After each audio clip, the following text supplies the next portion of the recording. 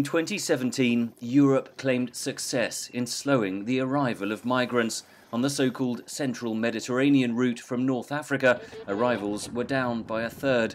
But Amnesty International says this has come at a terrible human cost. Europe has decided to cooperate with Libyan authorities, knowing the kind of torture, abuses, detention that migrants and refugees are exposed to in Libya.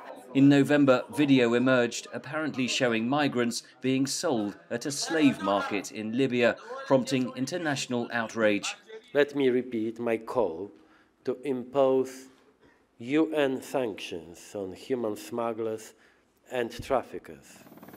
European nations are providing tens of millions of dollars and training to the Libyan Coast Guard and armed groups under the control of the Tripoli unity government to secure its sea border. That makes Europe complicit in the abuse, says Amnesty. They are sent to detention centers, official detention centers, and then militias and other armed groups and Libyan officials control these centers. So this is a source of money for them. Migrants are extorted, they are forced to call their families, and their families are listening to the awful abuses they suffer. So they receive beatings, they are tortured, women are raped. The EU has funded emergency repatriation flights to take migrants stranded in Libya back to their home countries. But there appears to be little political willingness to soften Europe's stance. EU leaders have trumpeted the falling migrant numbers as a way of countering anti-migrant populist forces.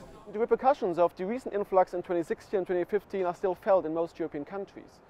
So until the EU decides and implements a new reform of its migration policies that is able to deliver sustainable solutions, the migrant crisis will still be an issue for European countries.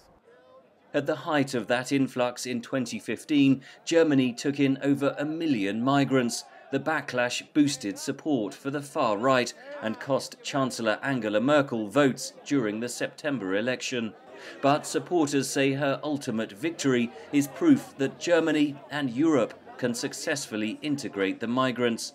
Nevertheless, the EU appears determined to close down the routes across the Mediterranean. Despite the risk of torture, abuse and drowning, more than 160,000 migrants made the journey in 2017. Henry Ridgwell for VOA News, London.